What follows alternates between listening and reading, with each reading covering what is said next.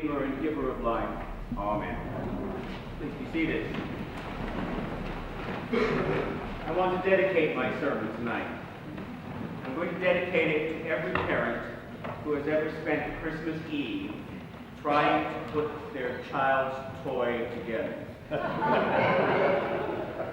Or to any person who has done their Christmas shopping at IKEA and has tried to put furniture together before Christmas morning. To them I dedicate this sermon, which is entitled, Some Assembly Required. I also owe tonight's thoughts for tonight's sermon to a Muslim. I was in my usual gas station the other day, buying gas. Actually, it was yesterday. And I know that it's operated by a Muslim family. And so I have not said Merry Christmas to them. I've said it to everybody else in every other store where I couldn't identify, but I knew that these were very devout Muslims, and so I didn't want to offend them in any way. So I went in and I bought my newspapers and I paid for my gas, and as he handed me the change, he said, Merry Christmas. And I was a little taken by surprise. And I didn't say Merry Christmas back, but I said, well, I hope the holidays are very blessed for you. And then I was very curious. I asked him, I said, why did you wish me a Merry Christmas? And he said, well, I know that you are a Christian, and I know that this is one of the big feast days for you. And you know what? This Jesus guy of yours, he was pretty good. And we got into a conversation. And the conversation was really interesting. What he told me was that, having studied many religions, he studied the Christian scriptures. And he said, you know, this is quite a gift to the world. This gift in Jesus' teaching is an incredible gift. Above and beyond whether you think Jesus is God, or whether he was born to a virgin, or whether he died and rose, what he had to say was pretty damn good. And I thought, okay, I'm finding this very interesting. Let's keep this conversation going. And so we did for a good 10 or 15 minutes. And then it began to boil in my head that perhaps one of the things that we overlook at Christmas amongst all of our Hallmark cards and sweet baby Jesus that we see in the manger and lovely snow falling and angels singing is the real impact of what Christmas is all about. It's a gift. And whether you take it as the gift of salvation or whether you take it as the gift of how to live your life, it's a gift. And I know that if somebody gives you a gift and you never open it and July comes along and you haven't torn the paper off or taken the ribbons off, it's a useless gift. Absolutely useless.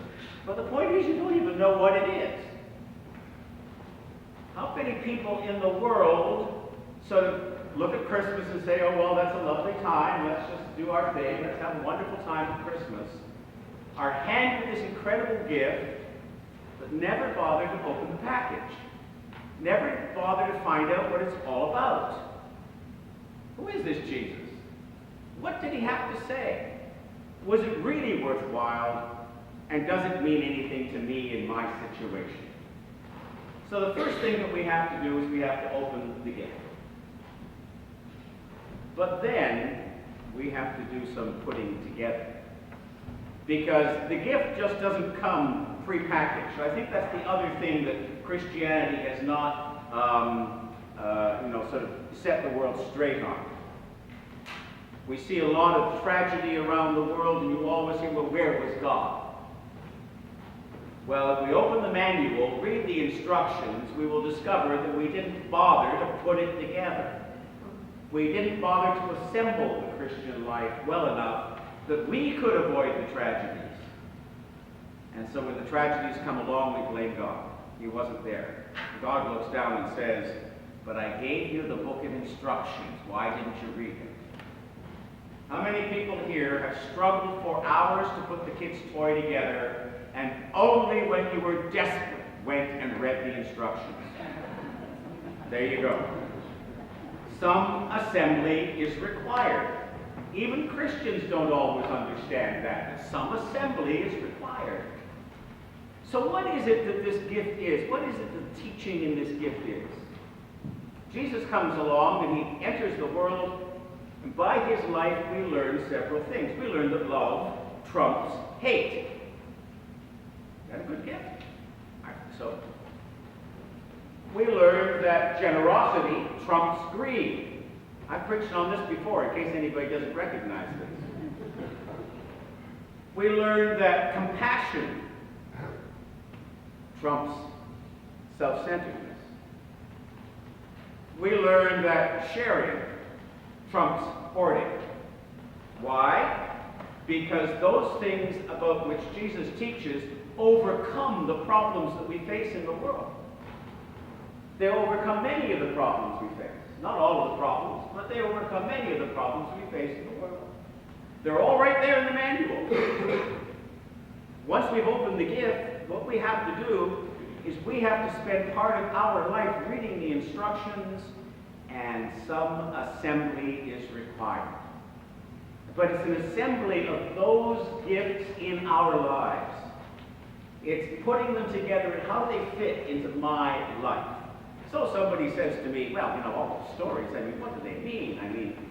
Here's Jesus, and he meets some woman, and she's about to be stoned because she's done something she shouldn't, and Jesus tells them, if you're without sin, you may cast the first stone. What the heck's that all about? Some assembly is required, so let's assemble that into the modern world. If we assemble that story into the modern world, how many people do you know that are stoned by their economic situation? How many people do you know that are threatened with death because of who they are or what they are? How many of the world is threatened because they are women? How many of the world are threatened because they are children? How many of the world are threatened, just plain threatened? It's all there. All we have to do is read the manual. And Jesus says, before you judge somebody, you'd better be pretty innocent yourself. Anybody here willing to judge? I'm not looking for an answer, by the way. A little assembly is required in our own lives. This gift that we're given at Christmas time is a wonderful gift. And it's given into a world of desperate need. We don't have to go very far this Christmas to see that. Newtown a week ago, firefighters drawn into a situation deliberately to kill them. We live in a world desperately needing to read the instructions. Whether they believe that Jesus is God or born of a virgin is one thing. But whether they are prepared because they don't believe in Jesus is God and Jesus is born of a virgin to throw out the manual, the whole world is in trouble. Because the manual contains some truth, regardless of what we think of how it exists. It contains the truth that if we live lovingly, if we live with generosity, if we live with compassion, if we live with honesty, we will be in a different world than we find ourselves living in today.